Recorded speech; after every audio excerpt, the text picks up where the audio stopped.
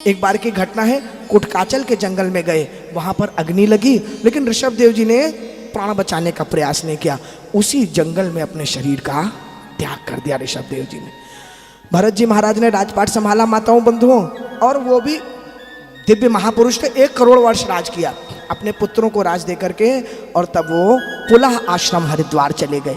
वहां गंडकी नदी के किनारे एक बार की घटना है, भरत जी ने देखा कि उसी नदी में एक हिरनी आई, और हिरनी गर्भवती थी। उसको प्यास लगी, जैसे पानी पीने के लिए गई तब तक एक सिंह ने गर्जना कर दी। हिरनी वैसे ही डरपोक होती है, और ये भागी वो तो प्राण बचाने के लिए, और उस हिरनी का गर्भ गिर गया वहीं अंदर नदी में। और वो भागी गुफा में गई, और जाकर के अब क्या करूँ, तो सिंह आ गया। तो ये सोच के उसी में अपने पुत्र के वियोग में उसने प्राण त्याग दिए। भरत जी देख रहे थे, भरत जी को लगा देखो तो ये बेचारा अभी अभी बालक जन्म लिया, उसकी माता मेरे सामने प्राण त्याग दी, क्या करूँ। एक काम करता हूँ, इस बच्चे की मैं तब तक देख रेख कर लूँ जब तक ये बड़ा ना हो जाए। भगवान ने शायद इसीलिए मुझे यहाँ पे भेजा हूँ। अब माताओं बंधुओं, हिरण के बच्चे को उन्होंने पालना प्रारंभ कर दिया। समय बीतता गया, अब तो बच्चा थोड़ा बड़ा हो गया। भरत जी प्रणव अक्षर का जाप करें, ओमकार का जाप करें और ध्यान लगाएं, तब तक बच्चा पीछे से आए, एकदम कंधे पे खुर रख दे, गालों गर्दन को चाटने लग जाए। ए हट, तपस्या करने दे, भगा दे। 2 4 10 बार ऐसा हुआ। तत्पश्चात जाप कर रहे हैं, लेकिन मन में आ रहा है, अरे अभी तक वो कंधे पे भार नहीं आया, अभी तक उसने गर्दन को क्यों नहीं चाटा, वो ठीक है कि नहीं। देखिए कर रहे हैं भगवान का जाप, और ध्यान कहाँ चला गया, हिरण के बच्चे की तरफ। जो लाखों मंत्र थे वो हजारों हो गए, हजारों से सैकड़ों हो गए, सारी तपस्या छीन हो गई। अब तो बच्चे को ही खिलाने में वो लगे रहते थे। एक बार बच्चा थोड़ा सा इधर उधर क्या हुआ, वो तो ऐसे रोने बिलखने लग गए जैसे उनका पुत्र ही चला गया।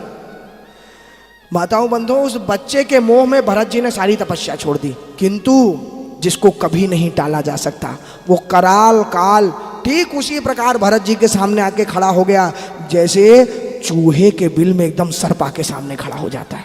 अब क्या करें, भरत जी को तो प्राण त्यागने थे।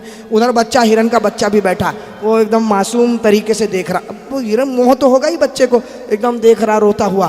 तो भरत जी को भी लग रहा है, अरे अब इसका क्या होगा, इसका क्या होगा।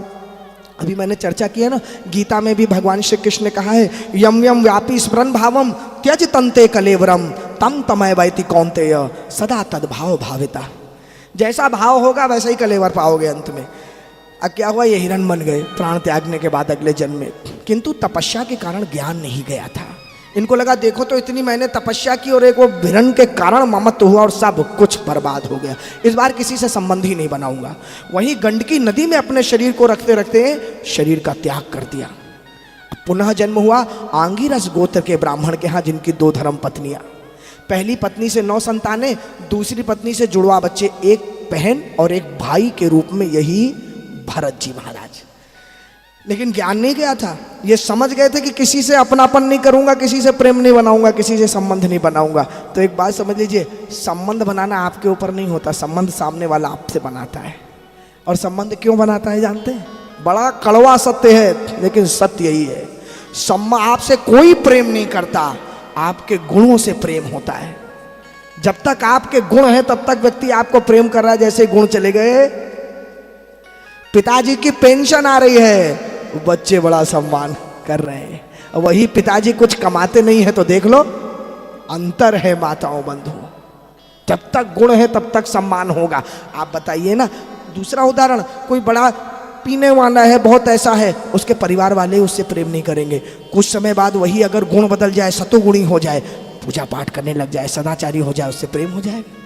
शरीर तो वही है, गुणों से प्रेम है और अवगुणों से द्वेष है। तो क्या हुआ, उन्होंने सोचा कोई गुण ही नहीं पालूंगा मैं, किसी से कोई लेना देना नहीं। तो पिताजी ने बड़ा प्रयास किया, ब्राह्मण पुत्र है, गायत्री वायत्री कुछ मंत्र सीख जाए, वेद पाठ करने लग जाए। 4 महीने में त्रिपदा गायत्री भी नहीं सीखे वो। तत्व ज्ञानी थे, सब जानते थे। सबने कहा तो जड़ है, मूर्ख है, पागल है, सबने जड़ भरत नाम रख दिया उसका, जड़। लेकिन जड़ भरत जी को जड़ थोड़ी थे। एक बात समझ लीजिए, पागल सारे संसार को पागल समझता है और सारा संसार पागल को पागल समझता है। असली पागल कौन है, कौन तय करेगा भाई। हम दूसरे को मूर्ख समझ रहे हैं, दूसरा हमें मूर्ख समझ रहा है, असली मूर्ख कौन है, कौन तय करेगा। भरत जी महाराज सबको जानते थे कि मूर्ख तो ये हैं, इनको कौन समझाए, किसी से प्रेम नहीं रखा। अब अच्छा, माता संसार से चली गई, तो जब पिताजी संसार से चले गए तो पिताजी के साथ भरत जी की माता भी सती हो गई। बहन का विवाह हो ही गया था, घर में सौतेले भाइयों से अब क्या ध्यान रखा जाएगा। अब ये कुछ करते भी नहीं, तो सबने कहा भैया ऐसा है, इनको खेतों में रख दो, वहाँ पे क्यारी व्यारी को देखेंगे, जानवर वार को भगाएंगे। रहने लगते थे। अब जो भी मिल जाता था उसे खाते थे, जो भी खुरचन उर्चन जूठा आदि दे दे सबको ग्रहण कर ले। सब कुछ जाही विधि राखे राम, ताही विधि रही वाली स्थिति थी। एक बार की घटना कि कुछ लुटेरों ने, जिनके सरदार को बालक नहीं हो रहा था, तो उन्होंने माँ काली, देखिए फिर वही, माँ काली को बलि देने का मन बनाया। तो पुरुष को पकड़ के ले जा रहे थे जिसको बलि के लिए, वो तो भाग गया। अब तो सरदार क्या करेंगे, तब तक ये दिख गए, तो लगा हट्टा कट्टा इसी को पकड़ के ले चलो, चलो चलो चलो। भरत जी को तो सब स्वीकार रहता था, जाही विधि राखे राम।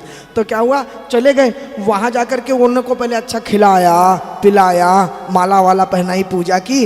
अब सब स्वीकार कर रहे थे, तब तक तलवार निकाली, कहा अब इसको भी आपको स्वीकार करना पड़ेगा। भरत जी ने कहा जैसे सब स्वीकार है ये भी स्वीकार है।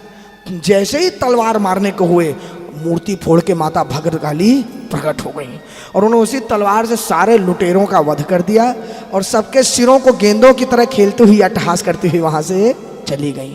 कहने का अर्थ है भगवान के भक्त के साथ अगर कुछ चालाकी करोगे ना, पलट के हो जाएगी आपके ऊपर।